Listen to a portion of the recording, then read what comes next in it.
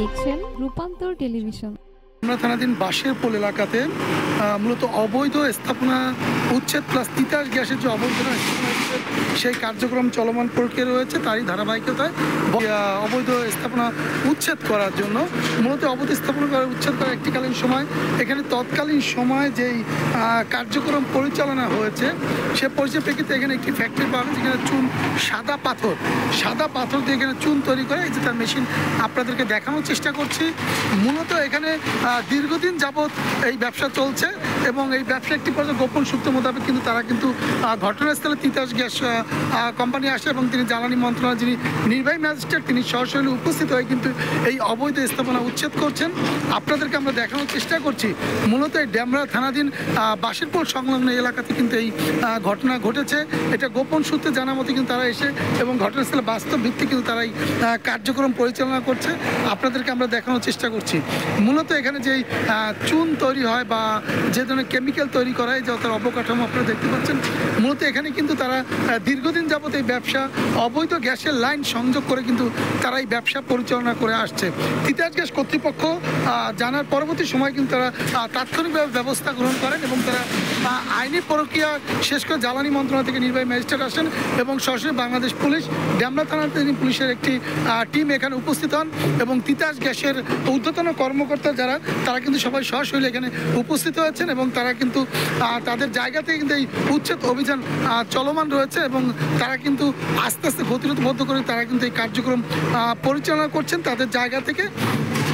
মূলত উদ্যোগ হলো দেশে প্রচণ্ড পরিমাণে ডেমরা থানায় কিন্তু গ্যাস সংকট রয়েছেন, কিন্তু এই গ্যাস সংকটের মধ্যে থেকে কিন্তু তারা মানুষের দোরগোড়ায় কিন্তু গ্যাস পৌঁছে দেওয়ার জন্য কিন্তু তারা এই উদ্যোগটা নিয়েছেন, অবৈধ স্থাপনা উচ্ছেদ করছেন। মূলত এখানে প্রতিদিন যেই পরিমাণ গ্যাস খরচ হতো, যেই পরিমাণ গ্যাস তারা কিন্তু গ্যাস কেন্দ্রের সাথে কিন্তু কোনো প্রকার যোগাযোগ করে না, কিন্তু সেই গ্যাসের যে লাইনটা কিন্তু এখানে ছিল। এখানে দুটো বিল্ডিং কিন্তু আপনার সরকারিভাবে দেওয়া হওয়ার পরে কিন্তু এই ফ্যাক্টরি দুটো বন্ধ হয়ে যায়। সেই বন্ধ হওয়ার পরবর্তী সময় কিন্তু এখানে গ্যাসের একটি সংযোগ থাকে। আপনাদেরকে দেখানো হচ্ছে এই সংযোগটি কিন্তু তারা প্রায় 2 থেকে 3 ফুট নিচে যেয়ে কিন্তু তারা জয়েন্ট দেওয়ার পরবর্তী সময় কিন্তু তারা জোড়া লাগিয়ে কিন্তু এই ব্যবসাটা এখানে পরিচালনা করছে। এখানে তো বিশাল বড় গাড়ি এবং বাঁকুড়া দিকে এই যে বিশাল বড় ফ্যাক্টরি আপনারা দেখানো হচ্ছে ডেমরা থেকে।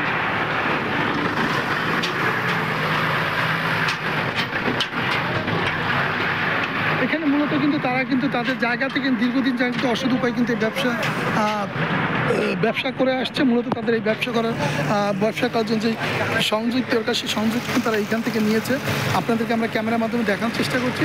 পরবর্তী বুলডোজার নিয়ে এসে এবং আপনার জ্বালানি মন্ত্রণালয়ের যিনি নির্বাহী ম্যাজিস্ট্রেট তিনি কিন্তু সশরীরে উপস্থিত হয়েছেন, কিন্তু তিনি তার জায়গা থেকে কিন্তু সম্পূর্ণভাবে তিনি আইনগতভাবে সম্পূর্ণ কার্যক্রম পরিচালনা করছে এবং তার সাথে তিতাস গ্যাস কোম্পানি লিমিটেডের ঊর্ধ্বতন কর্মকর্তা এবং কর্মচারীবৃন্দ কিন্তু এখানে উপস্থিত হয়েছেন।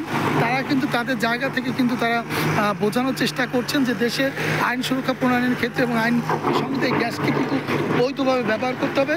গ্যাসকে বৈধভাবে ব্যবহার করলে কিন্তু প্রত্যেকের ঘরে ঘরে কিন্তু গ্যাস পাবে, এটাই মূল লক্ষ্য এবং উদ্দেশ্য তাদের।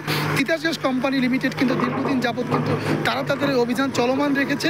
তাদের একটাই চাওয়া পাওয়া যে অবৈধ কোনো গ্যাস স্থাপনা তৈরি করা যাবে না বা অবৈধভাবে কোনো গ্যাস স্থাপনা তৈরি করলে সেটা প্রতিরোধ করা যাবে। তারই ফলপ্রসূ কিন্তু আজকে কিন্তু চলমান আজকে আমরা দেখতে পেলাম যে ডেমরা থানাধীন বাঁশেরপোল সংলগ্ন আপনার কিন্তু এই যে ফ্যাক্টরিটা উনি করেছেন, কে বা কারা আমরা জানি না, এখন পর্যন্ত আমরা জানতে পারিনি, কিন্তু এখানে চুন তৈরি করার জন্য সাদা পাথর এবং সরঞ্জাম আমরা দেখতে পেয়েছি।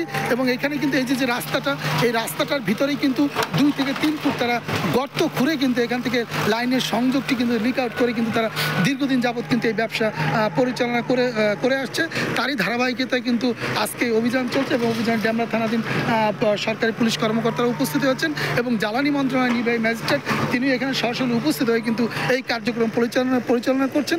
মূলত রূপরেখা বাংলাদেশের তৎকালীন সময় 5ই আগস্ট স্বৈরাচার সরকার পতন হওয়ার পরবর্তী সময় কিন্তু এগুলো প্রাদুর্ভাব বা বাংলাদেশে সবচেয়ে বেশি বেড়ে গিয়েছে। তারই ধারাবাহিকতা কিন্তু আজকে অভিযান সেটা কিন্তু তিতাস গ্যাস কোম্পানি লিমিটেড করতে সক্ষম হয়েছে। তাদের জায়গা থেকে তারা কিন্তু শক্তভাবে পদক্ষেপ নিয়েছেন, তারই ফলপ্রসূ কিন্তু আজকে আমরা দেখতে পাচ্ছি আমাদের আমাদের চোখের সামনে। এই গ্যাস লাইনটি যে গ্যাস ব্যবহার করতে এটা প্রতি মাস হয়তো বা 20 থেকে 30 হাজার টাকার মতো তার খরচে, যেটি সরকারি গভর্নমেন্টে যেত না।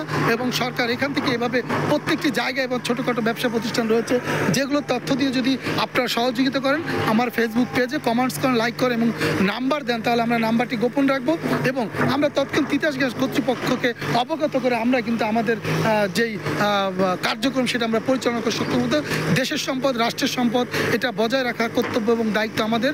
রাষ্ট্রের সম্পদ গ্যাস, এই গ্যাস দিয়ে আমরা মূলত চুলার যানবাহনের ক্ষেত্রে এবং আমাদের পরিবারের সচ্ছলতার কিন্তু গ্যাসের চুলা আমাদের ড্যামরাতে কিন্তু গ্যাসের প্রাদুর্ভাব খুবই কম। আমাদের প্রায় সময় গ্যাস সংকট থাকে, আমরা গ্যাস পাই না পর্যাপ্ত পরিমাণে। তারই কিন্তু অবস্থান বিভিন্নভাবে লিখিত অভিযোগ বিভিন্ন জায়গায় তিতাস গ্যাস কর্তৃপক্ষের নিকট যায় এবং তারা তাদের জায়গা থেকে আপ্রাণভাবে চেষ্টা করে এই গ্যাস পূর্ণভাবে মানুষের দ্বার গোড়ায় পৌঁছে দিতে।